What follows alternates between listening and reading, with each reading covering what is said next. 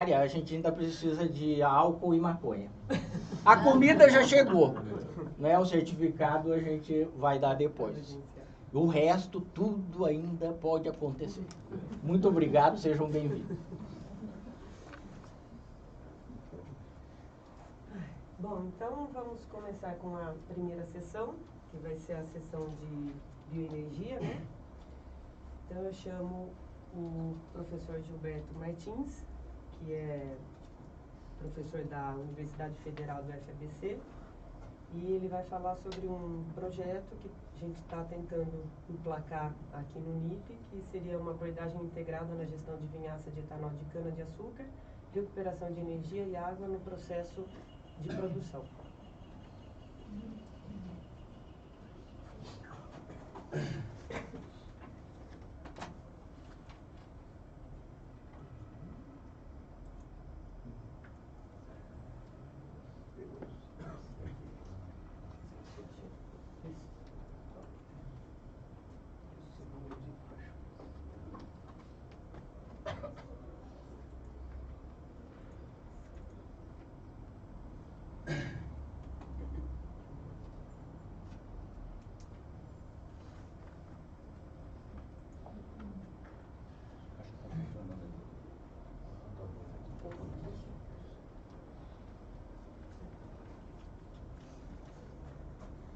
Não, aí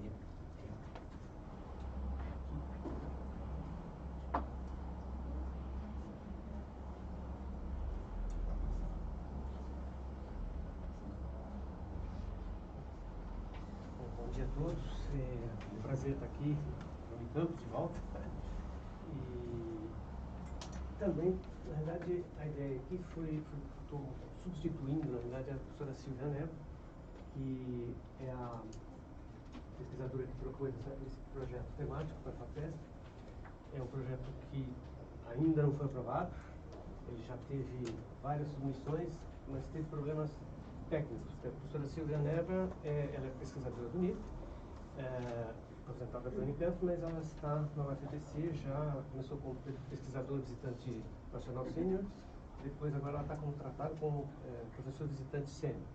É um contrato por 4 anos, mas já foi 2, então a FAPESP não aceitava, e aí, na verdade, acho que ela conversou com o NIP e o NIP acolheu essa proposta de projeto, integrando, inclusive, a Bruna também no projeto. Então, a ideia seria apresentar um pouco os subprojetos que esse projeto contém, e mais ou menos a equipe está trabalhando nisso aí.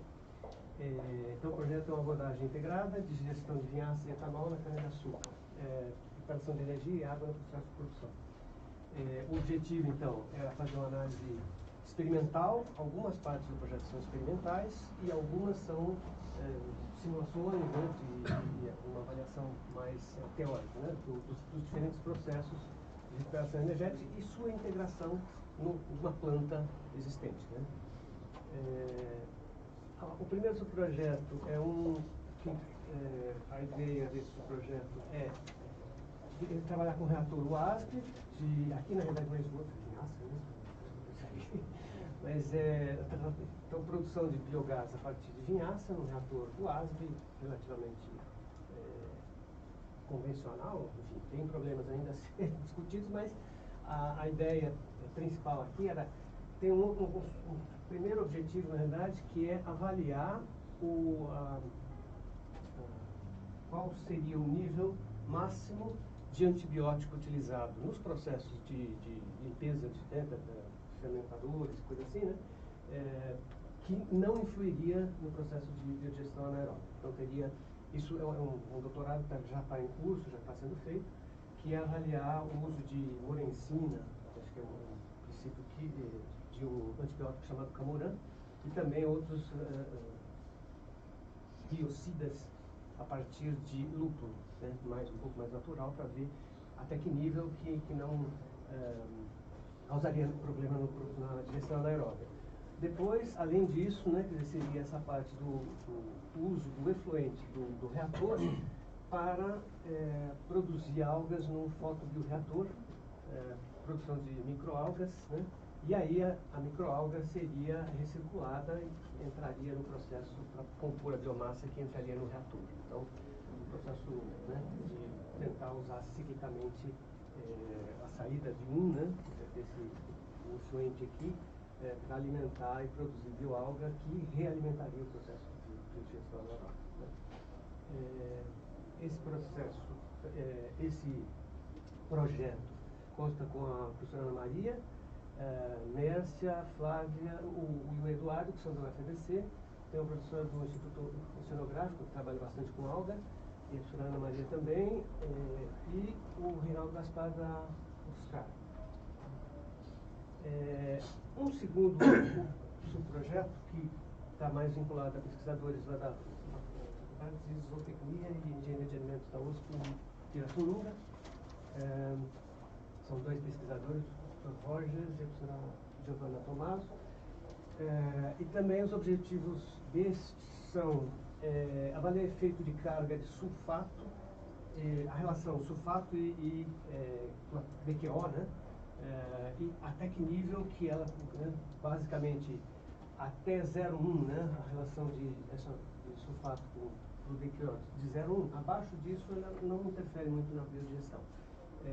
Acima disso, esses níveis podem ser alcançados no final de safra e tal, então também se pretende analisar isso em reatores de batelada, né, fazendo teste de potencial bioquímico de metano, no anterior também, para o uso da morencina. Né?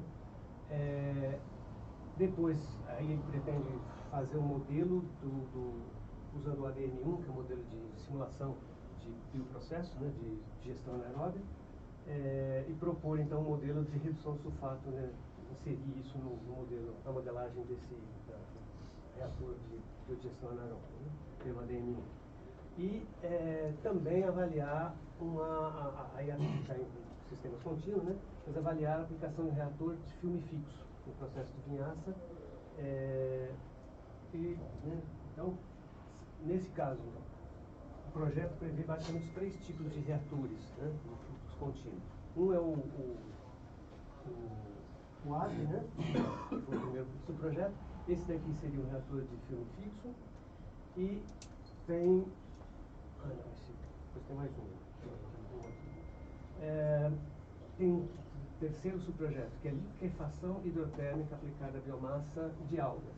Então, também a alga produzida naquele projeto, ao invés de entrar no reator de biodigestão, ela poderia ser utilizada para avaliar o que seria produzido através do processo de liquefação hidrotérmica, né? Alta pressão, pressões próximas da crítica, e altas temperaturas, para a produção de... Então, testar o uso disso, né, para que tipo de produto seria produzido a partir da liquefação hidrotérmica. E tanto de algas como também de vinhaça concentrada. Então, também é um projeto e aí também pretende-se testar o uso do efluente do processo de liquefação hidrotérmica, né, para criar algas também, para tentar circular. Né? Esse é um projeto também que deve ser desenvolvido pelos pesquisadores né, Dr. Rogers e a Giovanna. Esse é um projeto que eu estou orientando um aluno de doutorado, com orientação do Dr. Rogers, também da USP, e que é testar um outro tipo de reator, que é o reator de compartimentado. Na verdade, a gente fez aqui, seriam quase 3 reatores, né? A ideia é que você separe a fase acidogênica da metanogênica e faça uma recirculação desse efluente aqui, uma parte, né, dele recircular aqui, para usá-lo como agente alcalinizante, tá? Para redução do uso de alcalinizante, porque normalmente a vinhaça tem um pH muito baixo, então eu vi até um trabalho que você também está aí, né, que é o uso de diferentes alcalinizantes, que é um custo, né, para você poder fazer a biodigestão. Então a ideia aqui é usar um reator intermediário só de mistura para fazer a recirculação e avaliar o efeito disso na redução de alcalinizante, né, para a entrada do terceiro reator, que é o de metanogênese, né, no final. Basicamente, o aluno também já está construindo, enfim. O projeto tem sido reapresentado por esses problemas técnicos, então, mas na realidade o aluno já entrou e está fazendo o projeto. E, finalmente, o quinto subprojeto, que é, usando os dados, né, desses projetos experimentais, desses 4, avaliar, então fazer modelagem e simulação de processos, produção de uma usina, né, específica, com um determinado tamanho e tal, e depois os processos também de recuperação de energia. Então, concentração de vinhaça somente para redução do volume, para uso direto na agricultura, como certa irrigação, concentração de vinhaça e queima em caldeiras de bagaço. Outros processos termoquímicos, então também tem um dos pesquisadores que está agora, ele foi da UFABC, mas hoje está na Federal de Lavras, tem trabalhado com gasificação hidrotérmica também, né? Então, de vinhaça, ou gasificação supercrítica. Integração com o ciclo Rankine orgânico para aproveitar a energia da vinhaça, né, que sai também.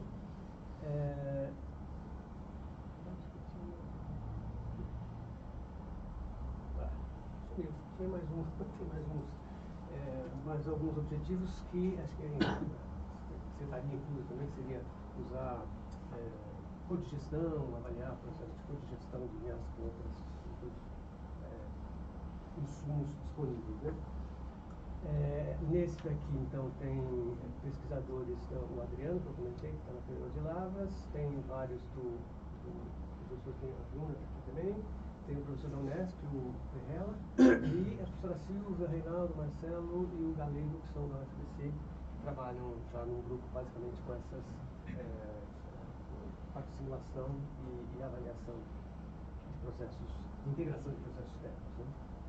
Aqui estaria mais ou menos uma proposta, né, então a vinhaça, o que seria, né, concentrar e simplesmente reutilizar a água, né, depois dos processos de evaporação do último estágio, só para irrigação, concentrar e produzir, fazer a liquefação hidrotérmica ou queimar em caldeira de vapor, né? A vinhaça simplesmente para irrigação, que é feito hoje, né? Ou a vinhaça também ou concentrada ou não para liquefação hidrotérmica, fazer a biodigestão aqui com 3 tipos de reatores diferentes, né? Avaliando tanto concentração de sulfato como de antibióticos, né? Os biocidas utilizados no processo, e o reciclo disso usar algas que poderiam ser usadas na própria digestão, retornar para o reator, ou para ser fazer liquefação hidrotérmica. E também avaliar os processos de limpeza do gás, né? Quer dizer, tanto para queimar ou para produzir o biometano, e aí usar então, a avaliação do processo de limpeza, e a gasificação supercrítica da vinhaça também seja concentrada, não faltou talvez uma linha assim, né? Mas gasificação supercrítica, que seria um terceiro análise. Esse aqui não só teórico. Teórico, seria experimental.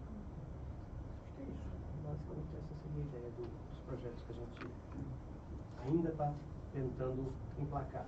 O projeto é temático, tem bastante vários pesquisadores e, na verdade, nessa última avaliação, que realmente foi a única avaliação técnica, que não esbarrou mais em problemas, teve 3 avaliações bastante positivas e uma que foi bastante crítica. Então, principalmente a estrutura do projeto, a forma de apresentação, eu acho mais problemática.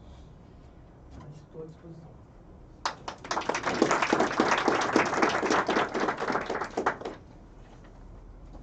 Obrigada, Gilberto. Esqueci de comentar que a configuração dessas sessões a gente faz uma leva de apresentações e no final a gente deixa meia hora para discussão para ver onde essas pesquisas se integram, tá?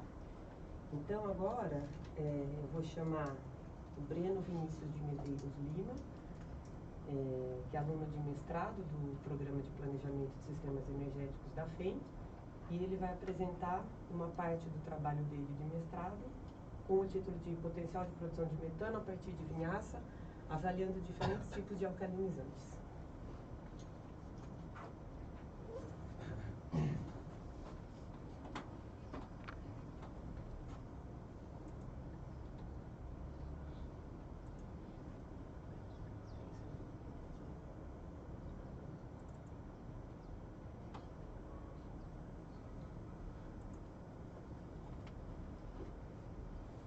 Bom dia. motorista não é tão bom quanto nosso amigo aqui, mas vamos tentar fazer alguma coisa. Então, como o Bruno mencionou, eu sou aluno de mestrado, estou sob a orientação dela, e esse trabalho foi uma ideia que no decorrer da pesquisa sobre biogás a gente resolveu trabalhar. Ele foi desenvolvido em parceria com a Gabriela, sob a orientação de Bruno. Como mencionou, a gente vai trabalhar com a biodigestão da vinhaça, avaliando diferentes tipos de alcalinizantes.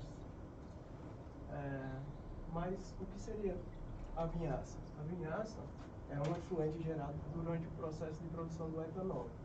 A razão de proporção de produção dele varia em torno de 1 litro de etanol para mais ou menos de 12 a 15 litros de vinhaça. Atualmente, na verdade, ela é utilizada para produção de ração, suplementação em produção de ração e para fertirrigação. São as duas vertentes mais utilizadas para a vinhaça. Dentre os seus diversos tratamentos, existe osmose reversa, existe concentração por evaporação e biodigestão. A vinhaça, por apresentar altos valores de potássio e de matéria orgânica, ela necessita de um tratamento para não causar poluição no solo, hipercolação e lixiviação. Dentre as ideias propostas, sugeridas para a gente, existe a biodigestão, que além de minimizar a matéria orgânica, ela gera produção de biogás, o que torna mais eficiente o processo. Para justificar a temática da pesquisa, a gente tem que apresentar como funciona o processo de digestão anaeróbia. O processo de digestão anaeróbia ele é dividido em 4 fases: hidrólise, acidogênica, acetanogênica e metanogênica. O processo de digestão anaeróbia ele é um processo necessariamente tem que ser bem controlado. Concentração, pH, temperatura e concentração, pH e temperatura são os parâmetros mais importantes. Para avaliar a nossa pesquisa, foi necessário fixar alguns parâmetros, temperatura e concentração, e a gente variou o tipo de alcalinizante para ver a resposta que essa variação poderia ocorrer. Pronto. Dentre os alcalinizantes selecionados, a gente trabalhou com hidróxido de sódio, trietalonamina e bicarbonato de sódio. Por que a gente escolheu esses? O hidróxido de sódio ele é amplamente utilizado na indústria química devido ao seu baixo custo, obtenção, ele é obtido a partir da eletrólise. Uma das rotas de produção é a eletrólise, sendo a mais barata. Ele possui alto poder abrasivo, pH em torno de 14, o máximo que pode ocorrer. A trietalonamina, ela é derivada de globamina, produzido em conjunto com a monoetalonamina e a dietalonamina. Ela é amplamente utilizada em cosméticos, produtos de limpeza e fabricação de explosivos e também em suplementação. O bicarbonato de sódio, ele é amplamente utilizado em escala laboratorial. Ele pode ser utilizado em cosméticos, assim como em indústria alimentícia na fermentação. São algumas aplicações do bicarbonato de sódio. A ideia da gente trabalhar com a trietalonamina foi em conjunto com experiências passadas em indústria de produtos de limpeza, porque ela possui um baixo custo de mercado comparado com o hidróxido de sódio. Porém, a trietalonamina ela varia dependendo da produção. Se você depende do mercado. Se o mercado ele tende a necessidade de monoetalonamina, o custo da trietalonamina aumenta e assim consecutivamente. Ela também é conhecida como amida 90. Então vamos lá. Para realizar o experimento, a gente foi necessário usar uma padronização internacional, que ela seguiu da seguinte forma: a gente fez um mix da mistura entre vinhaça e inóculo, seguindo uma proporção de 2:1. A partir dessa mistura foi necessário fazer a correção do pH. A gente partiu de um pH inicial de 7,22, a média entre o gradiente dos frascos, e elevou o pH até 7,5. Isso para obter a mesma razão de pH entre esses frascos. Esses frascos foram cada um realizados em triplicado, totalizando mais ou menos 18 frascos. A quantidade de alcalinizante utilizado, aqui teve um erro, mas foi o seguinte: para um frasco de um volume de trabalho de 400 ml, a gente utilizou 2 gramas, 0,2 gramas de hidróxido de sódio, a gente utilizou 0,6 gramas de trietanolamina e utilizou 0,9 gramas de bicarbonato de sódio. Essas quantidades elas estão extremamente relacionadas ao potencial de alcalinizante de cada um deles.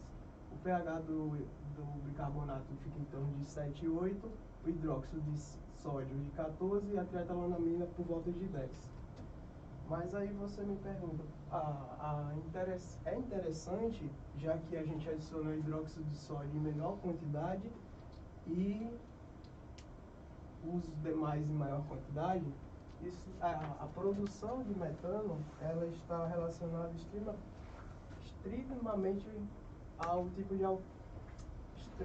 relacionado ao tipo de alcalinizante que você vai utilizar. Por quê? Se a gente observar a produção acumulada de biogás, com bicarbonato de sódio a gente teve um valor bem superior aos demais. Mas isso porque a gente tem uma composição de carbonato que vai aumentar o grau de carbono, de dióxido de carbono no nosso biogás. Em relação ao hidróxido de sódio e a trietanolamina, eles foram bem próximos. Em relação à média de metano produzido no biogás, o nosso biogás teve uma composição de 60,52 hidróxido de sódio, bem próxima do trietanolamina, 59,18. E aqui a nossa justificativa do bicarbonato de sódio. Se a gente for avaliar em relação à produção acumulada de metano, a gente percebe o indicativo que o hidróxido de sódio ele possui o maior potencial de produção, 1.400, estando bem próximo da trietanolamina, 1.350, e estando um pouco mais abaixo o bicarbonato de sódio, 1.200. O que isso é interessante? Durante a operação de reatores, você vai perceber que toda vez que você trabalhar com hidróxido de sódio, você vai necessitar, periodicamente, corrigir o pH da vinhaça, que é da proposta do nosso amigo. E praticamente diariamente. A trietanolamina, por apresentar 3 hidroxilas, ela forma um tamponamento. Você vai precisar adicionar ela por menos tempo para manter o pH em 7. E o bicarbonato de sódio ele também tem a mesma função de tamponamento.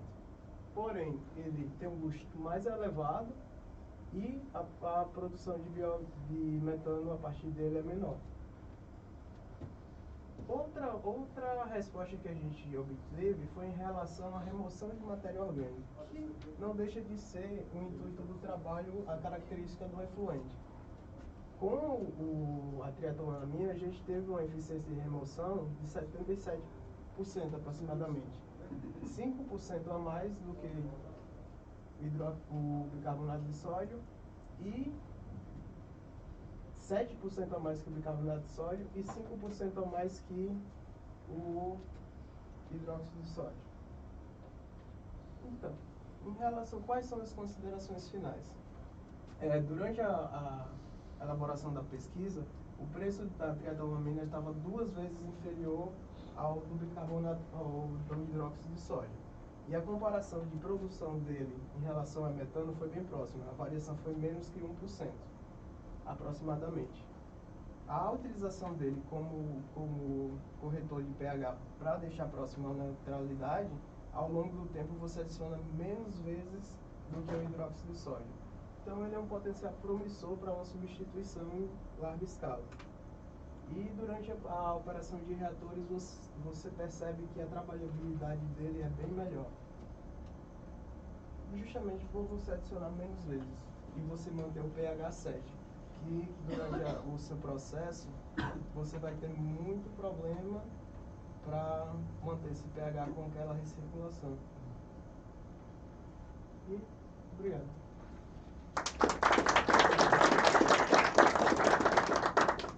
Obrigada, Breno. Bom, continuando, agora eu chamo a Gabriela Pereira de Freitas, que é aluna de iniciação científica do curso de Engenharia Química, que vai apresentar o trabalho de produção de biogás a partir de vinhaça de primeira e segunda geração e licor de pentoses.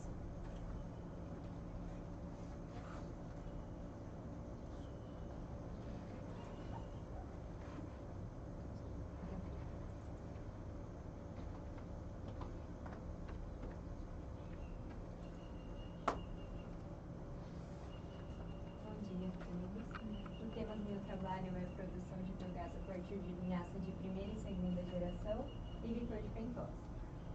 Foi feito orientado pela Bruna e junto com o Breno também.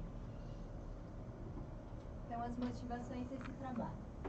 Foi pensado numa planta de biorefinaria integrada de etanol de primeira e segunda geração, porque seria o resíduo da vinhaça, da etapa de destilação do etanol, tanto para a produção de etanol de primeira geração quanto de segunda. E o licor de pentose vem da etapa de pré-tratamento do bagaço. Então, aplicando eles à digestão anaeróbica, seria possível gerenciar essas linhas de resíduos. E também possibilitaria agregar um valor a eles pela produção de bioenergia. E também tem a sustentabilidade, porque diminui a carga orgânica desses resíduos, diminuindo o potencial poluidor deles. Aí os objetivos do trabalho. Investigando a produção de biogás a partir desses substratos, teve o objetivo de determinar o potencial bioquímico de metano experimental e teórico. A partir dele, obter a digestibilidade para definir a melhor proporção dos substratos para um sistema de codigestão. Aí a metodologia empregada. Depois da coleta e caracterização do substrato, então, foi dividida entre a coleta e caracterização dos substratos, a aclimatação do inóculo, o planejamento experimental, depois foi preparado os ensaios e o monitoramento deles. O inóculo e a vinhaça foram coletados na usina de Iracema, na cidade de Iracemápolis, e o licor de pentose e o vinho delevedurado 2G foram produzidos na planta piloto do CTBE, e a partir desse vinho foi destilado e produzido a vinhaça 2G. O inóculo foi aclimatado para a temperatura termofílica, que foi feito o experimento, e para otimizar o experimento foi feito o planejamento experimental usando o software estatístico. Pelo planejamento experimental foi determinado que seria feito em 3 gradientes com um ponto central. E a partir do planejamento experimental foi preparados os ensaios em frascos duras de 250 ml e respeitando a proporção de 2:1 de inóculo e substrato, segundo a metodologia da alemã, essa daqui. E para monitorar os ensaios, foi determinado o volume de biogás por uma seringa e feito a análise da composição periódica por cromatografia gasosa para determinar o teor de metano. Aqui está a imagem dos frascos, são esses pequenininhos, e o planejamento experimental determinou que seriam feitas o inóculo branco, a celulose como controle, os 3 substratos isoladamente e a codigestão, que é a mistura dos 3, numa proporção de 33% em relação aos sólidos voláteis. Aqui já são os resultados.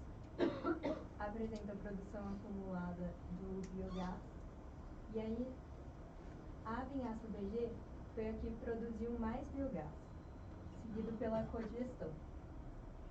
Mas em relação ao metano, que essa daqui é a porcentagem média de metano que teve no biogás durante todo o período, a codigestão apresentou um percentual melhor. Aqui já é a produção acumulada de metano, que mostra o perfil. Inicialmente teve uma fase lag, indicando que o inóculo não estava bem adaptado.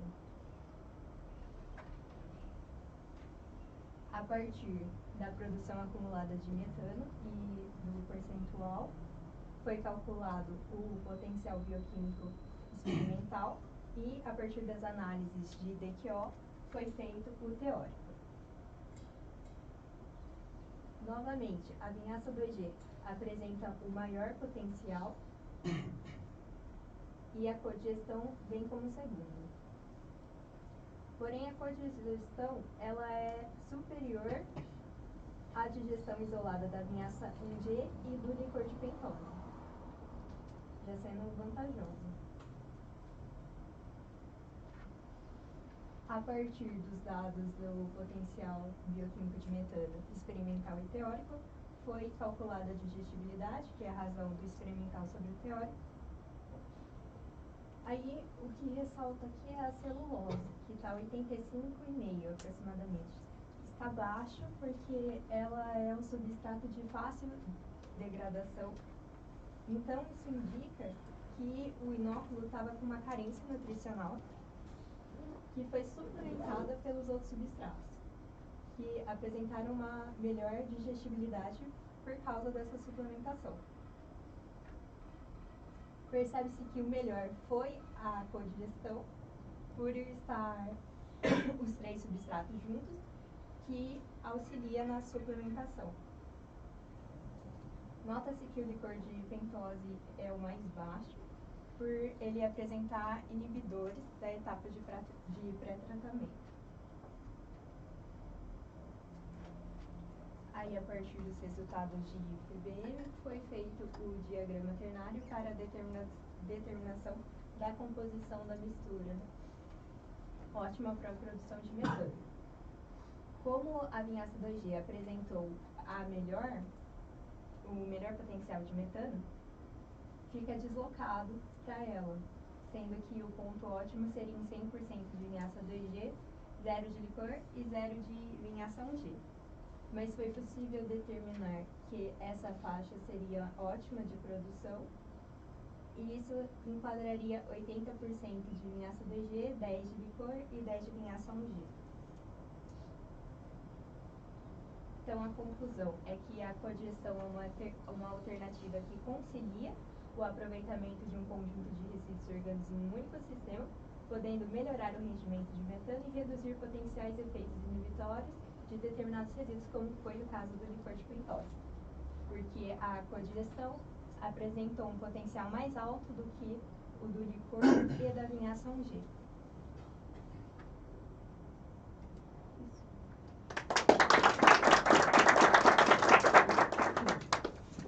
Obrigada, Gabriela.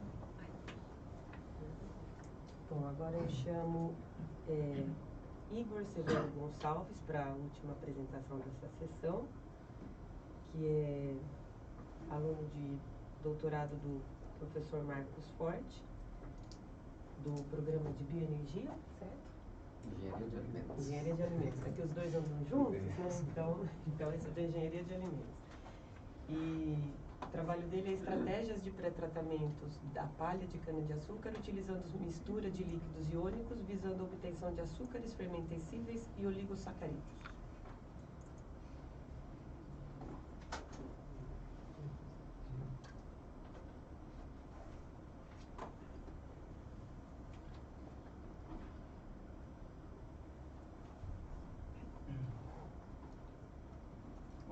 Bom dia, eu sou Igor Severo Gonçalves, sou graduado em Engenharia Bioquímica na Universidade Federal do Rio Grande e também mestre em Ciência e Engenharia de Alimentos pela mesma universidade, e na Unicamp, na Engenharia de Alimentos, no doutorado, então, estou desenvolvendo um projeto estratégico para tratamento da palha de cana-de-açúcar, utilizando a mistura de líquidos iônicos, visando a obtenção de açúcares fermentescíveis e oligosacarídeos. Esse projeto tem a orientação do professor Marcos Bruno. Então, como objetivo deste estudo é avaliar as diferentes estratégias de pré-tratamento da palha de cana-de-açúcar utilizando a mistura de líquidos iônicos. Então, a biomassa, junto com o líquido iônico, é inserida nesses diferentes pré-tratamentos, no qual os açúcares fermentescíveis, monômeros e oligosacarídeos são avaliados por hidrólise enzimática. Então, o que são os líquidos iônicos? São componentes que são utilizados para pré-tratamento de biomassas lignocellulósicas, são considerados sais e líquidos à temperatura ambiente. Porém, os líquidos iônicos comerciais têm um elevado custo e são tóxicos ao meio ambiente. Também é possível a recuperação desses líquidos iônicos para posteriormente ser utilizado no pré-tratamento das biomassas lignocellulósicas. Então, sintetizar e misturar esses líquidos iônicos podem contribuir na redução de custos e também aumentar a digestibilidade enzimática para a obtenção desses componentes. No laboratório hoje, eu venho dando sequência já a um estudo do Felipe Ferrari, no qual nós sintetizamos acetato de monoetonolamina e hexanoato de monoetonolamina. E segundo alguns estudos preliminares, então a gente obteve elevados rendimentos de celulose, hemicelulose e deslignificação da biomassa. Pode-se observar também que o acetato contribuiu nesse aumento desses componentes devido à difusividade dessa matriz lignocelulósica. Então, dando sequência ao estudo do Felipe, vamos avaliar então as variáveis temperatura, mistura dos líquidos iônicos e o teor de água nessa estratégia. Na outra estratégia, então, de captação hidrodinâmica, a gente tem a geração de microbolhas através de um obstáculo que seriam placas no orifício, no qual o fluido passa por esse obstáculo e ocorre a formação dessas microbolhas, o crescimento e o colapso.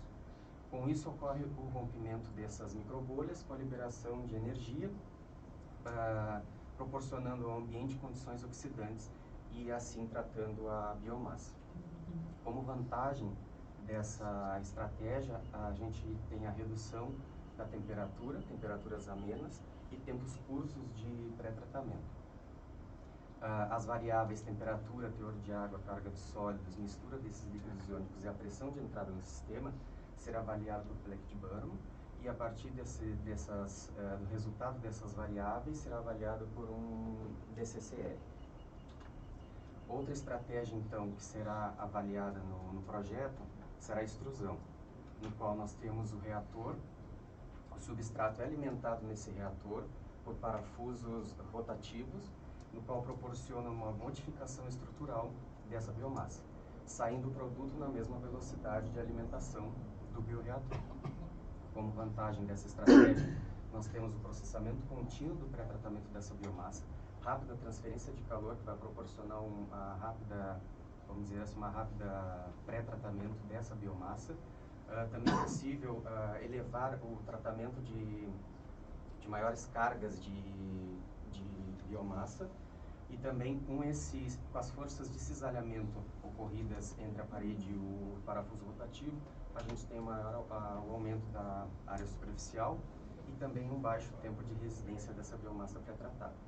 Então, nessa estratégia será avaliada a temperatura, teor de água, a carga de sólidos, a mistura desses líquidos iônicos e também a rotação desses parafusos nessa estratégia. Também para o planejamento experimental, Plecht-Burnham, e a partir da avaliação dessas variáveis, uma otimização desse processo. Então, como resultados esperados, a gente, na batelada, é avaliar as temperaturas, teor de água e a mistura dos líquidos iônicos. E nas outras duas estratégias, a cavitação e extrusão. Então, essas duas é associar esse pré-tratamento físico e químico para a obtenção de elevados rendimentos de componentes. Será utilizado, então, para a obtenção dos açúcares fermentescíveis e oligosacarídeos, serão realizadas hidrólise enzimática, utilizando o complexo Selix-CETEC2 e também um complexo fúngico. E as respostas avaliadas seriam a celulose, lignina, os açúcares fermentescíveis e os oligosacarídeos. E obrigado.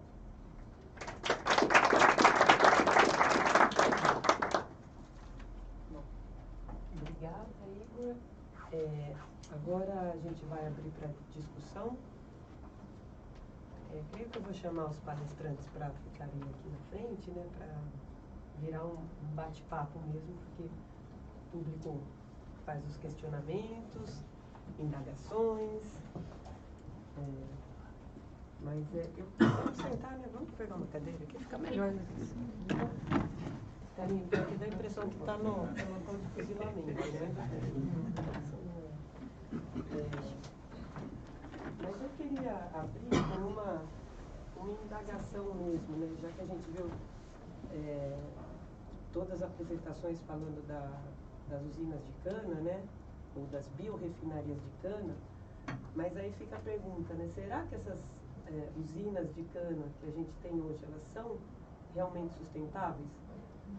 Ou melhor, elas estão no grau de sustentabilidade máximo que elas podem atingir? Porque a biorrefinaria é como se fosse a refinaria a partir do bio, né? A partir do verde, a partir da biomassa. Então, a ideia é ter uma biomassa que gera uma diversidade de produtos, bioprodutos, similar a uma refinaria que gera produtos que vêm da parte fóssil, né? Então, a ideia é uma refinaria verde. E a gente viu por esses trabalhos que a gente pode melhorar. A tentativa aqui é tornar mais sustentável, não só ambientalmente, mas também economicamente, né? A gente pode trazer mais ganhos financeiros se a gente trabalhar de forma otimizada na usina, né? Então a gente viu pela apresentação do Gilberto quantas possibilidades, que é um projeto bem amplo, né? Quantas possibilidades de integrar a vinhaça, que é um único resíduo da usina, utilizando um único resíduo, quantas possibilidades de outros processos para obter outros bioprodutos a gente tem, a partir de um substrato que hoje é simplesmente jogado no solo, né? E do Breno, como a gente pode ficar à mercê das variações de mercado, né?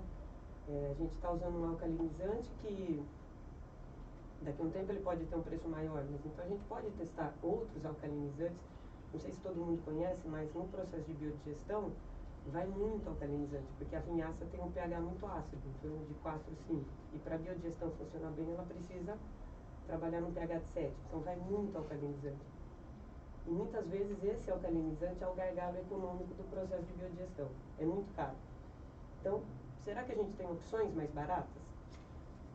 E o da Gabi e do Igor já entra na segunda geração, né? Vamos fazer o etanol do bagaço, dos materiais da palha, do bagaço, dos materiais lignocelulósicos, para tentar aumentar a produtividade do etanol usando a mesma biomassa, sem ter que plantar mais cana ou outro produto, né?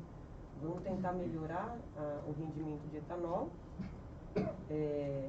com a mesma tonelada de cana. Só que isso gera resíduos.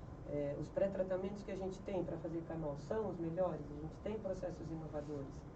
Então a ideia é essa. Vocês veem que tem 4 trabalhos aqui que são intimamente relacionados. A gente trata de um mesmo assunto na tentativa de otimizar um processo que já existe. Então a pergunta é, será que as usinas não conseguem melhorar a sustentabilidade dela? Ela é da biomassa, biomassa é o sustentável. Então, assim, a pesquisa pode fomentar a otimização da aplicação. Então, acho que fica claro isso nos trabalhos, né? E agora eu abro para vocês comentários, perguntas. Vi que dá para sair bastante coisa daqui. Eu queria fazer só um pouquinho da linha do que a Bruna está falando. Eu acho que a Gabriela, é isso? Gabriela. Acho ela pontuou bem legal qual era o foco da sustentabilidade. Assim, explícito, né? Falando quais são as duas. Acho que a Bruna falou um pouquinho, assim, mas eu queria escutar mais daquele projeto grande, de como é que, Gilberto, como é que é toda aquela abrangência, né, de processos, né? Em que pontos exatamente, né? A Bruna já falou um pouquinho, mas eu acho que eu queria escutar de você que está com uma coisa mais assim abrangente, né? Em que pontos daqueles lá a gente vai atacar uma sustentabilidade dentro daquilo que está proposto, né? Vamos minimizar ou vamos maximizar o uso do resíduo em função da...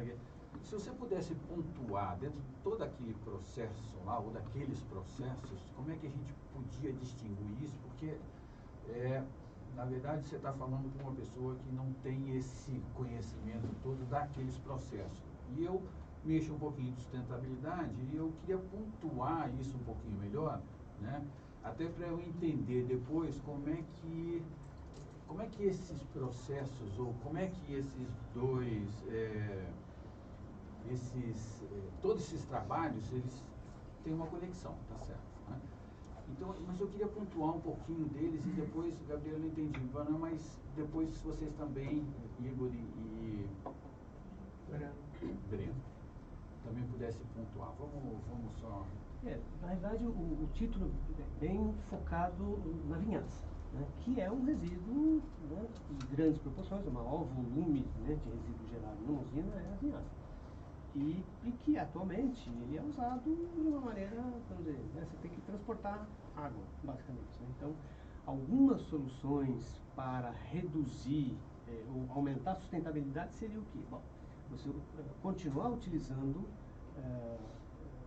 a parte inorgânica da vinhaça que tem fósforo, que tem potássio, né, basicamente. Então, é interessante que você recicle esses materiais, né? Mas utilizar a matéria orgânica que está nela, né, de uma forma um pouco mais adequada, né? Quer dizer, porque atualmente ela pode causar poluição, até porque normalmente se costuma utilizar uma região mais próxima da usina, porque o bombeamento é mais caro, enfim, né? Ficar bombeando ou transportando água é complicado. Então a proposta é basicamente focando o melhor uso energético, do ponto de vista energético. Então, são várias rotas possíveis de aproveitamento da vinhaça, né, produzindo biogás ou biometano, simplesmente concentrando, reduzindo, utilizando a água que está lá também, né? Quer dizer, ao concentrar a vinhaça, você pode produzir vapor d'água e condensar. E a água também é um insumo que uma usina usa em grande quantidade, né? Então, a ideia basicamente tem que fechar um pouco do ciclo em torno da vinhaça. O foco do projeto é reduzir o impacto que alguns pesquisadores já está sendo jogado como fertirrigação já desde a década de 80, se não me engano. Mas os estudos realmente sistemáticos lá, em geral, é aquele problema, porque assim, é o mestrado, é o doutorado, é 2 anos, 4 anos e acabou, né? Aí fez aquele estudo controlado e depois, né? Quer dizer, e ao longo desses 40 anos, o que está acontecendo? Então, a gente não vai mexer nisso, mas sabe que então, exatamente o fato de você estar tratando um problema, mas que ele tem um impacto grande, que para nós é importante, porque você teria que estar discutindo, né, não só o processo que vocês estão estudando, a otimização de todos da sustentabilidade, no caso, mas também o que tem o entorno, né? Então você já está usando essa vinhaça há muito tempo, provavelmente ela está criando um impacto grande que a gente não sabe qual é o tamanho disso, né? Que também faz parte talvez de uma análise depois de outros fatores que possam também nos ajudar a entender a sustentabilidade que uma usina dessa ou um processo desse está criando. Um dos últimos, acho que faltou aquela transparência que eu não sei onde eu preparei, eu recortei e colei do projeto, mas que tinha análise de ciclo de vida ou algumas outras ferramentas, né, de carbono, eu não lembro exatamente mas tem 3 ferramentas que o Perrella, da Unesp de Guaratinga, está interessado em utilizar para avaliar a sustentabilidade das soluções do caso real, atual, e comparar com algumas das soluções propostas. Então, não foi apresentado, mas existe a previsão no projeto de se avaliar um pouco. Eu acho que você colocou bem ao dizer que na hora que você faz um trabalho, você tem condições muito controladas. E aí, no caso real, as coisas mudam. E é exatamente o que acontece com a vinhaça. As empresas que estão tentando fazer biogestão de vinhaça estão dando com os burros d'água. Né? Elas não conseguem fazer de maneira contínua, porque tem a Pax holandesa que está tentando fazer. Nós temos empresas que foram incubadas aqui no Unicamp que tentam fazer e não conseguem. Por quê? Porque você tem uma variabilidade muito grande no tipo de vinhaça que você tem. Então, fica difícil para o micro-organismo ou para o conjunto de micro-organismos entenderem o que está acontecendo. Então, a questão qual é a solução para esse problema? Uma coisa é você fazer no laboratório, né? A outra é você fazer na usina. Ali tem 2 coisinhas que estavam tentando avaliar, por exemplo, o uso de biocidas, que é utilizado bastante, né? Quer dizer, principalmente no final da safra. No começo da safra está tudo bonitinho, está tudo, né? Mas depois vai jogando, né, antibióticos e coisas assim para controlar, né, só ter os micro-organismos interessantes para ele, né? E também o sulfato, que é outra coisa que no final da safra estoura, né? Então, são, vamos dizer, contaminantes que podem causar problema em biogestão. Assim, um pouco estudado. Foi uma crítica até de dos coisas que assim, não tem uma planta, né? A gente depende, vai tudo laboratorial, enfim, né? Mas não é uma coisa em escala ainda, né? Por isso que, só uma observação nesse caso, por isso que é tão importante fazer uma caracterização da vinhaça contínua. Não é caracterizar no início do mês e depois eu vou caracterizar no outro mês, não. É uma caracterização contínua antes de entrar no reator. E realmente, um dos problemas da vinhaça é essa modificação que ela tem ao longo do dia, né? No mesmo dia você pode ter uma vinhaça diferente, né? Então é muito importante a gente controlar muito bem o que está entrando no reator, porque é uma vida que está lá dentro do reator. Então, se você jogar porcaria lá dentro, ela não vai sobreviver, ela vai sofrer um impacto, e isso vai impactar no rendimento da produção de biogás. O que fica muito claro, o que falta aqui no Brasil, ao meu ver, a gente fortalecer uma indústria nacional para produzir os reatores de biogás. Que nem o reator da usina Iracema, é a Pax, é uma empresa holandesa. Ela não tem muito conhecimento de como funciona a safra da cana-de-açúcar. Ela é uma empresa muito competente, mas ela trata os resíduos, principalmente gerados na Europa. Na Europa não tem cana-de-açúcar. Então, como que ela vai lidar com essa variabilidade da composição da vinhaça? Sendo que aqui a gente tem esse conhecimento, a gente sabe como que acontece essa variação da vinhaça. Então, cadê as empresas brasileiras que deveriam estar ligadas com a universidade? Porque aqui a gente sabe disso, aqui a gente sabe disso e sabe muito bem que o laboratório é diferente da aplicação. Então, no laboratório a gente não consegue ficar medindo essas variações, porque a gente faz uma coleta de 20 litros de vinhaça e trabalha por alguns meses com aquela mesma vinhaça, então não vai ter variação. Então, numa escala real, numa escala piloto, isso já seria diferente, porque a gente ia coletar maiores volumes de vinhaça com mais frequência. Então, a gente ia acompanhar a variabilidade da vinhaça ao longo do tempo. Isso é uma coisa que falta fazer. Então, assim, a universidade sabe disso. Será que as empresas sabem disso?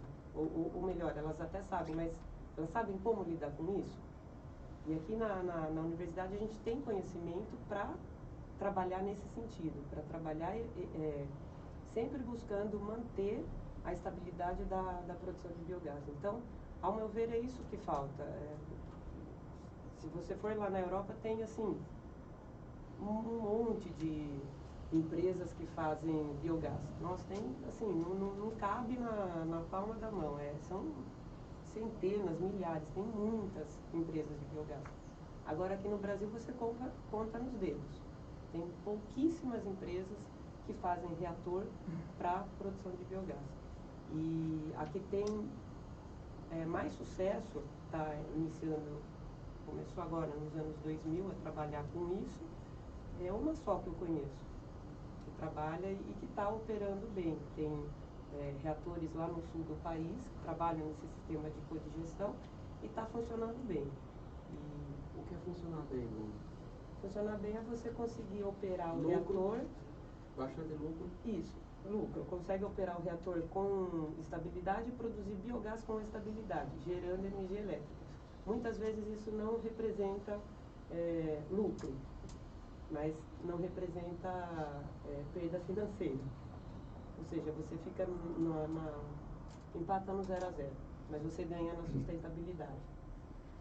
Então, você acha que esse paradoxo que você colocou aí de que aqui no Brasil as coisas engatinham muito lentamente, você diria que é mais uma questão de sensibilização do que questão econômica? Eu acho também que é uma questão de relacionar com a parte de políticas públicas.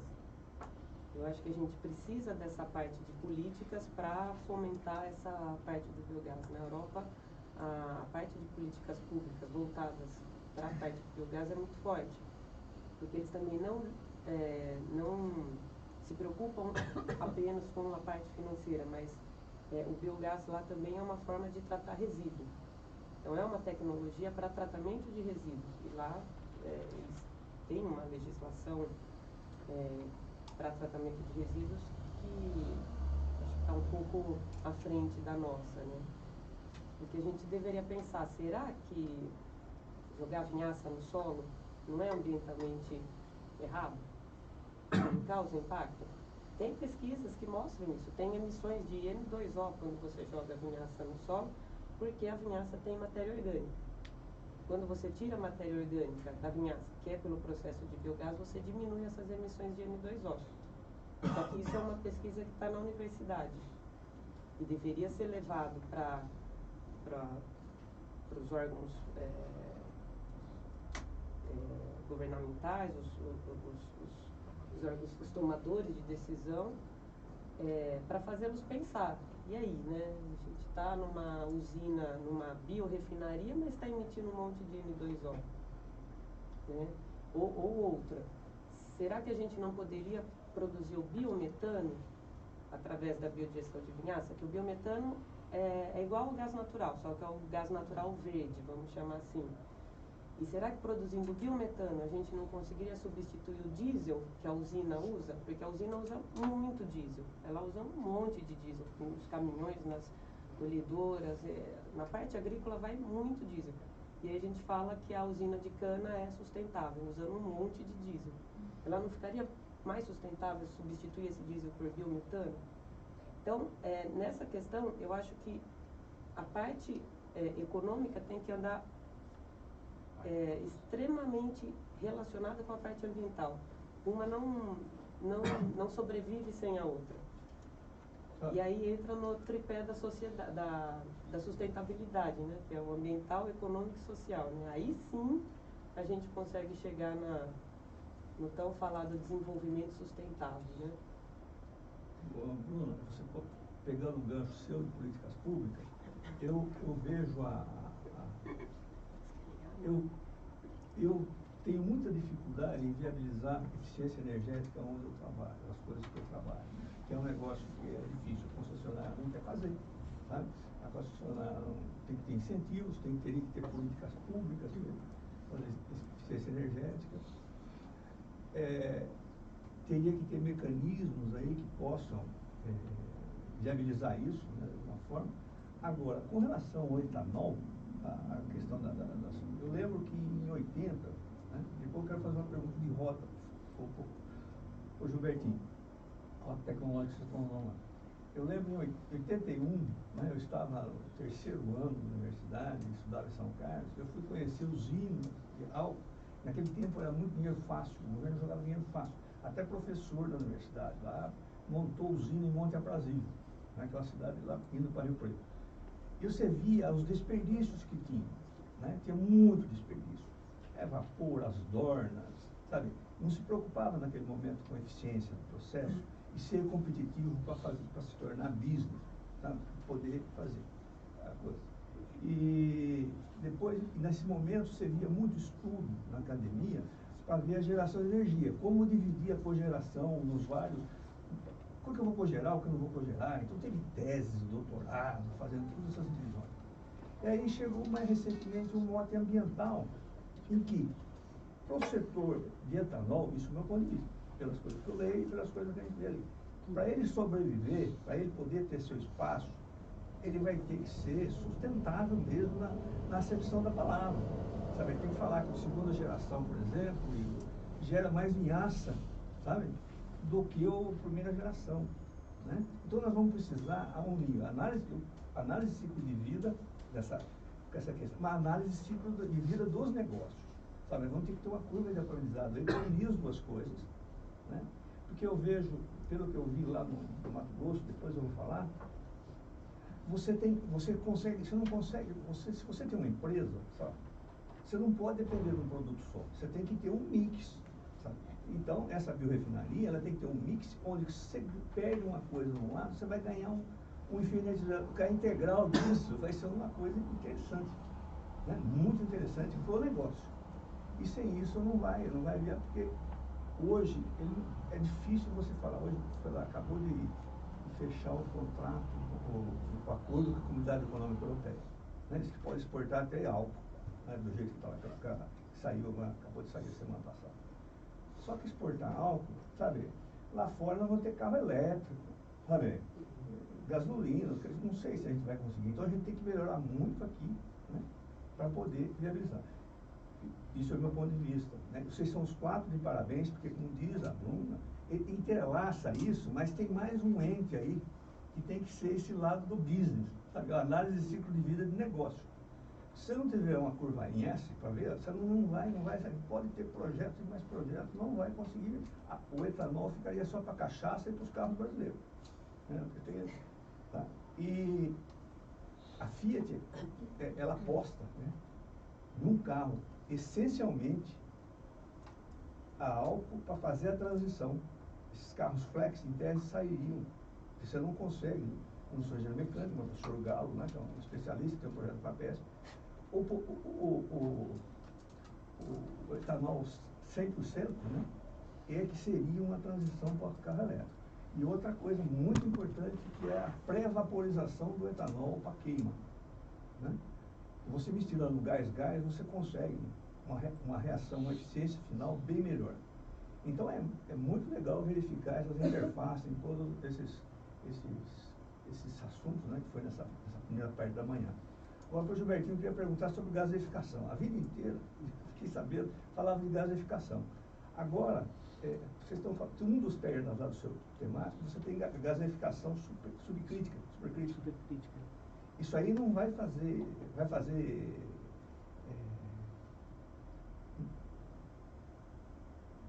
é que chama o negócio? Vai fazer esse piloto disso? Não. Por enquanto é estudo teórico. Quem tá trabalhando com isso, modelando e tal, é o professor Adriano Encinas. Foi formado recentemente em Encinas. Ele está na Federal de Lavras, né? Mas ele passou um tempo em Escola Politécnica de Lausanne, né? E na Suíça, onde eles têm uma plantinha pequena e assim, já operando, está patenteado o sistema deles lá. Aqui tem algumas, sei lá, tem 3 processos mais ou menos que é de próximo ao crítico, né? Quando se você trabalhar acima do crítico, normalmente você vai produzir a gaseificação de um líquido com baixa concentração, né? Então produz gás, né? E conforme a outra, você mexe com pressão e temperatura, você vai conseguindo a hidrólise, né? Que é outro tipo de processo, que também está ali colocado, né? E às vezes até a coqueificação, produção de carvão ali também, né? Então, mexendo nessas variáveis, né? Seja com alga ou com vinhaça, é possível você trabalhar, produzir mais gás, mais líquidos, né? Que seriam de maior valor agregado. Aqui a professora de engenharia de alimentos, a Foster. Tânia Foster, ela trabalha bastante também com produção de hidrólise, né? Supercrítico, plástico de crítico. É porque ambientalmente, aparentemente, né, pelo que a gente vê aí, é muito interessante essa gasificação. Né? A água, né, acaba sendo. Né? Claro que é perigoso, né? Tem que trabalhar com caldeira, é alta pressão. As coisas são pequenininhas, né? Porque eu sei, até agora é tudo reatorzinho.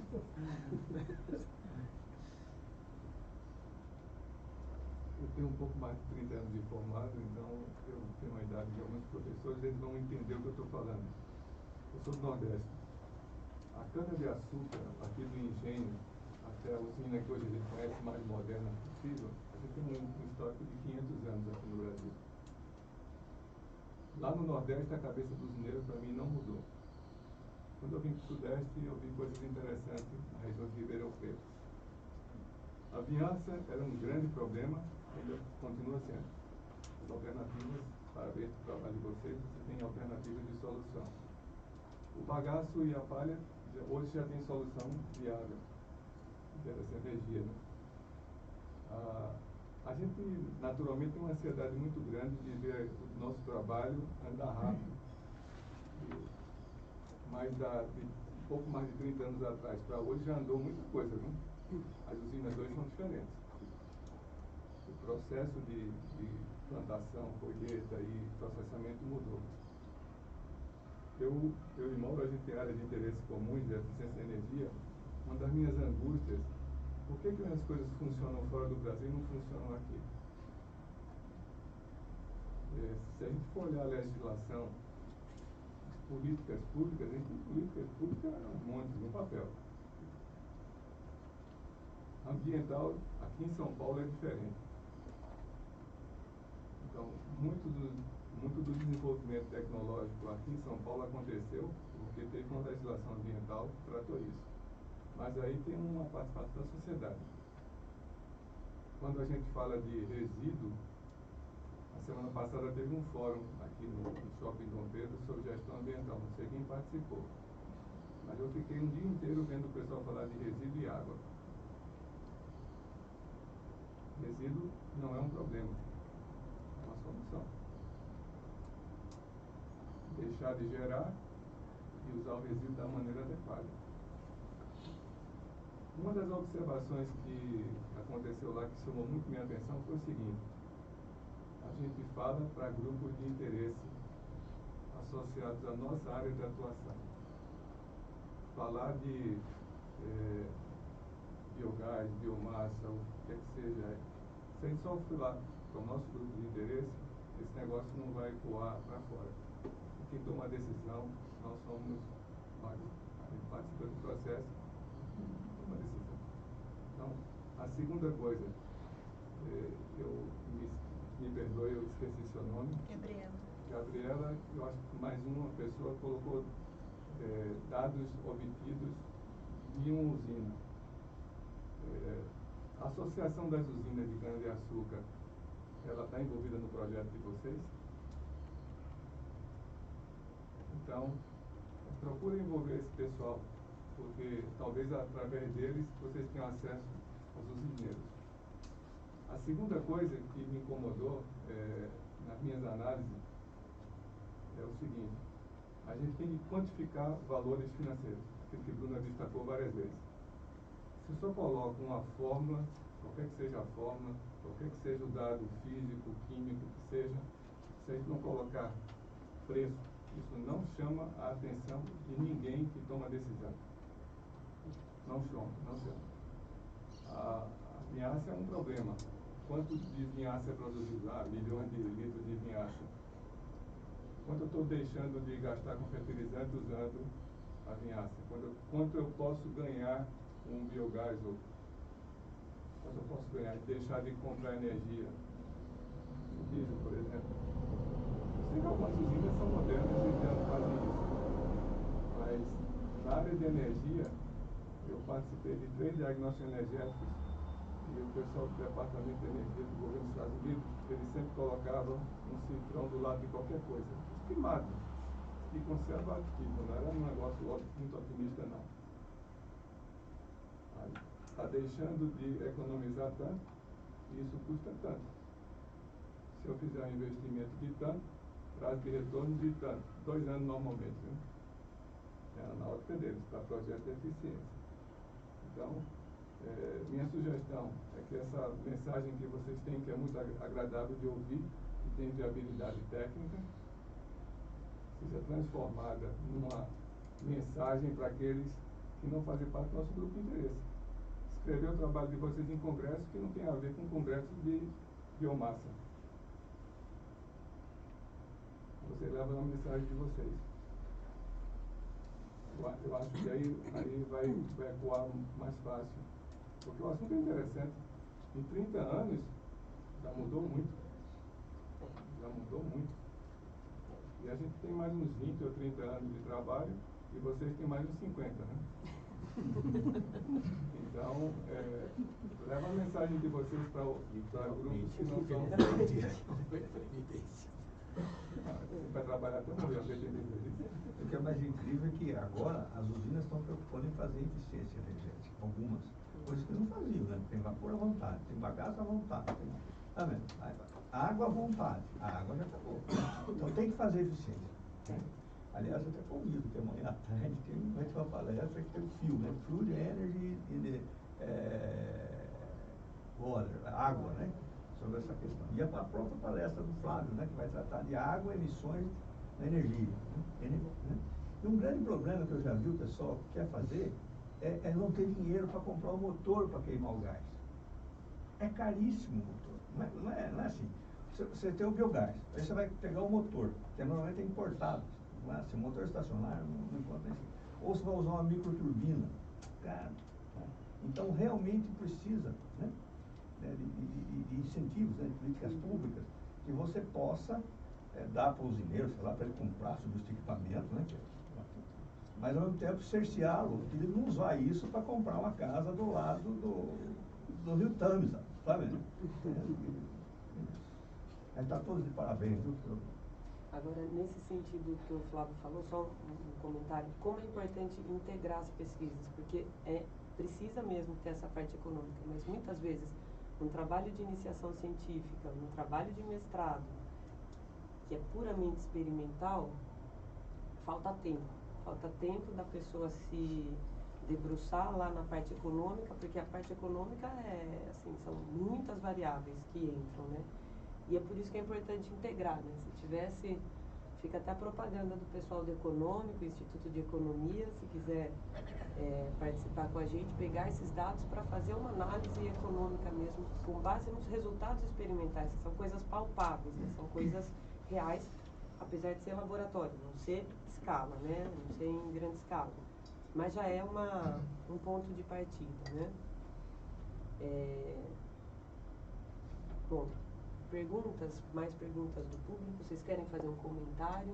Então, eu tenho um comentário do nosso amigo ali em relação à legislação aqui no estado de São Paulo ser um pouco mais desenvolvida que o estado do Nordeste. Uma das partes da legislação é que a ameaça não in natura, no caso aqui sai do processo, não pode ser aplicada próximo às zonas urbanas, o que facilita a biodigestão. Então isso já é um incentivo a você digerir a sua vinhaça. E apresentado por Guilherme, tem uma rota que é muito bonita, que ele está trabalhando com a biodigestão em um reator WASB e, em paralelo, a purificação por microalgas. Se você alinhar lá o trajeto, você vai ter a remoção de matéria orgânica no WASB e, dependendo da cepa que você trabalha, você pode ter a redução do potássio, que é uma das maiores problemáticas da vinhaça ser aplicada ao solo. Outra ideia proposta por ele seria aquele reciclo para correção do pH. Usualmente na usina esse reciclo já é aplicado em um único reator. se você está tendo o seu processo lá acidificando, você recicla a vinhaça ou para de alimentar até a etapa do pH subir para 7 novamente. Então, isso é uma alternativa bem promissora. Aí, em resposta à avaliação de mercado, eu concordo com você que é muito interessante, mas teve alguns dados importantes que a gente tirou aqui dessa etapa experimental. Se você for trabalhar com reatores em grande escala, eu já construí um reator de 8 metros cúbicos, não é tão grande, mas você tem um problema muito grande com correção de pH. Se você usar o hidróxido de sódio, a correção momentânea pontual vai acarretar no problema na eficiência do seu reator. E em escala de bancada eu estou tendo uma facilidade, porque diariamente eu aplico a correção com hidróxido de sódio, o que com a trietalonamina não acarreta. Você tem a fermentação da própria vinhaça na linha, antes de entrar no asma, ou no reator. Você alcaliniza sua vinhaça com pH 7, pH próximo da produção de metano, e antes dela chegar no reator, ele chega a 6, favorecendo a etapa de produção de hidrogênio, o que não é interessante. Então, você implementar um alcalinizante que controla melhor esse pH, você tem uma produção mais eficiente. É isso. Bruno, só última aí, Fiquem à vontade. Não. Das pesquisas, né? Se eu estiver lá fora, eu trabalhei 30 anos na iniciativa privada, né? Então, você tem lá.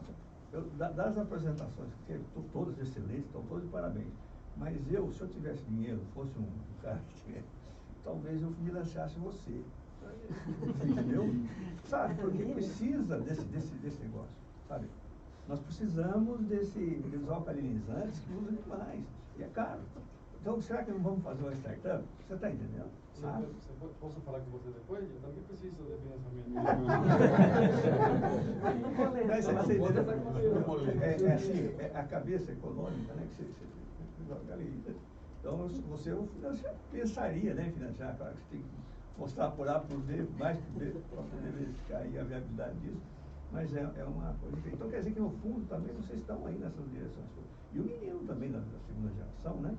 É importante essa questão da segunda. Não só para cana, mas tem o outro lado também, dos outros materiais lignocelulósicos, que nós precisamos atuar, fazer. E nós temos muito, eu trabalho com resíduo, a gente vê resíduos que não acaba mais. E a solução, o resíduo, como diz o professor Flávio. Obrigado pelo elogio, porque eu sou aluno, viu? Aluno velhinho. Bruna, posso fazer um comentário? Sim, claro. Bom, desculpa aí, eu cheguei um pouquinho tarde. Eu queria ouvir também, ter participado da apresentação dele, não consegui. O Gilberto, que trabalha nessa área termoquímica, talvez possa comentar o meu questionamento. Eu me lembro de anos atrás, né? E, inclusive houve um grande projeto, eu não me lembro exatamente se foi 2016, 2015, financiado pelo BNDES. Acho que a coordenadoria estava com o IPT, que era o financiamento de um projeto grande em termoquímica. Petrobras, Vale, Energia, ou seja, várias empresas estavam por dentro do projeto. Depois disso tudo caiu. Eu, na época, eu me lembro que eu estava assim, me sentia muito contente, porque eu falei assim, o Brasil vai dar, né, vai mostrar realmente a primeira grande planta. A ideia era construir uma planta piloto, mas era uma planta que iria trazer muitos dados, né, muitas informações técnicas e científicas, etc. Mas esse projeto caiu. Na área de gasificação, para a produção de energia elétrica, especificamente, nos últimos eventos, eu tenho visto que isso não tem sido assim bastante discutido. É um assunto que nas usinas já houve uma época em que se falou muito, né, de melhorar os ciclos de potência, né? Quem é da área de energia sabe o que eu estou dizendo. Não sei se o ciclo de potência seria o ciclo basicamente Rankine e Rankine modificado, né? Tentando encontrar um ciclo Carnot aí mais próximo do Carnot. Mas a grande sacada de tudo isso era um ciclo para chegar perto do Carnot, era o ciclo precisamente combinado, né? Que tinha, fazia gasificação, usava o gás em turbinas a gás, e depois o excedente de calor, né, era usado para produzir vapor, e depois numa turbina se produzia energia elétrica também. Então, essa eficiência está aí por volta de 40 e tanto por cento, pelo menos teórica, né? 42 talvez por cento, o que é bastante grande, né, na área da energia. Quem sabe perfeitamente que esses dados são assim, né? É uma eficiência aí bastante grande. E eu sempre pensei, bom, e aí, o que nós vamos fazer na área de gasificação? Isso, para mim, a gasificação, nos últimos tempos, pelo menos aqui no Brasil, se deixou de discutir nos eventos, etc. O que está acontecendo, Gilberto? Você está trabalhando nessa área, qual é a sua opinião? Sobretudo a gasificação, como vocês falaram, supercrítica. Quer dizer, na verdade, eu ainda não entendo muito bem como que se faz uma gasificação supercrítica. Quer dizer, esse supercrítico se refere a quê? A que fluido? Né? A que fluido não estamos falando aí de supercrítico, mas de qualquer maneira isso é uma discussão, uma dúvida apenas. Mas de qualquer maneira, a gasificação a alta pressão é interessante.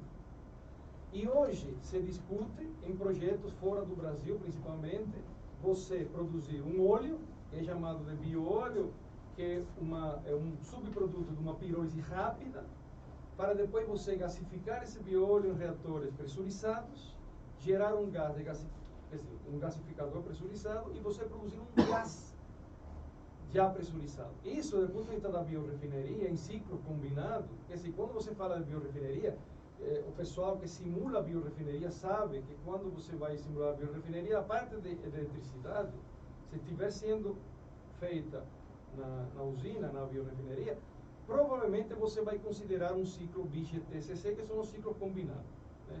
Não vai sair fora disso. Os ciclos Rankine já deram todo o que tinha que dar, né? Quer dizer, eles já estão eu creio, né? Não sei, o professor Tomás é um expert em energia, ele pode me corrigir, mas pelo menos já sabemos que todas essas modificações, todas essas melhorias, até o ciclo regenerativo já não tem muito que melhorar em eficiência, e não melhorou muito. O que está acontecendo com a gasificação? Quer dizer, o caminho seria o qual? Esse, que muitos países fora do mundo aí, da Europa, etc., Estados Unidos, estão indo por esse caminho, trabalhando com bióleo, pensando um reator de leito de arraste para produzir um gás pressurizado já, etc., ou a gente ainda vai pensar em gasificar biomassa com todos os grandes problemas que isso já tem se discutido, e eu acho que é o grande desafio aí, né?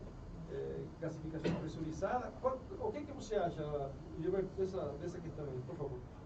Eu fui de processos termoquímicos, agora estou entrando para os biológicos. Estou indo mais para a área de reatores, mexendo com reator de produção de biogás.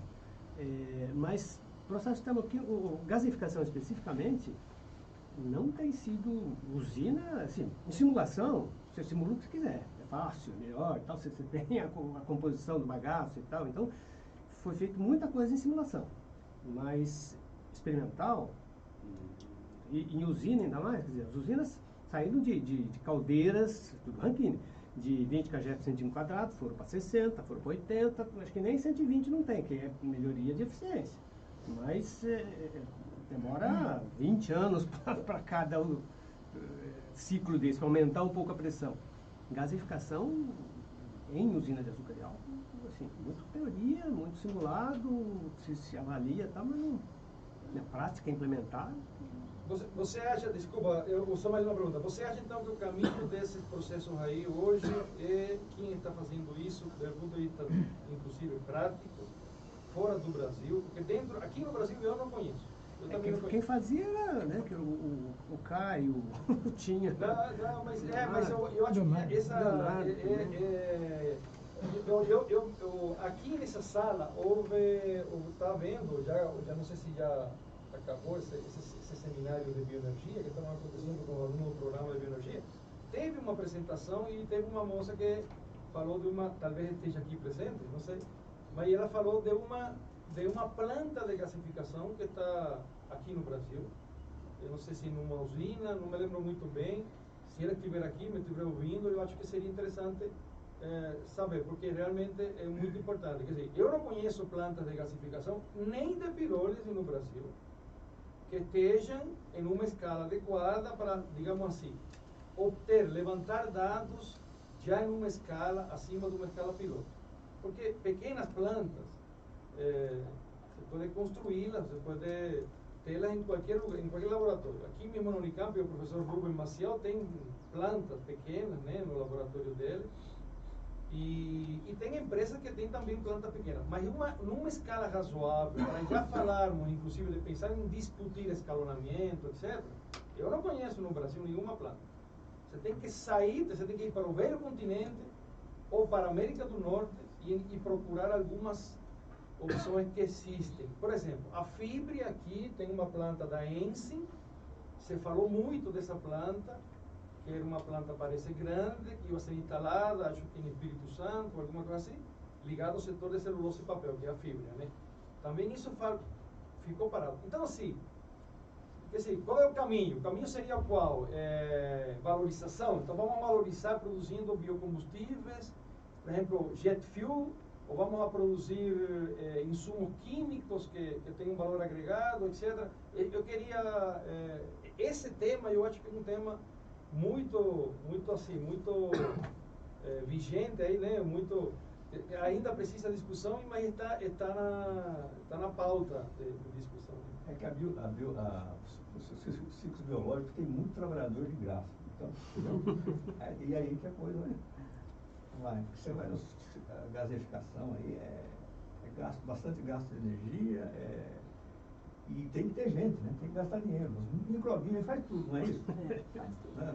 Faz tudo aí no bar. Cuide bem deles, né? E realmente gasificação, coisa lá do Caio, o senhor Caio, como diz o Gilbertinho, não foi. Tá difícil.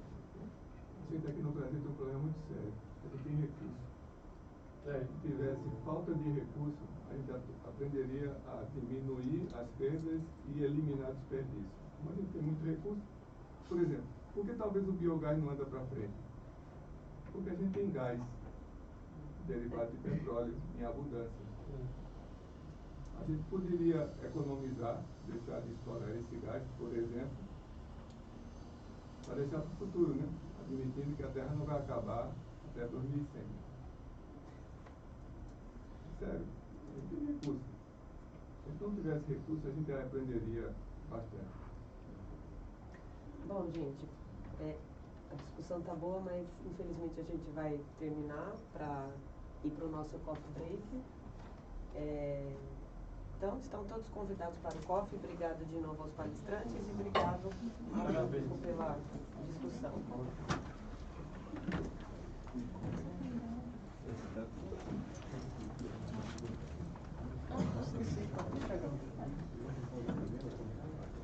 Pode deixar, gente. Pode deixar, vai precisar de outro, né?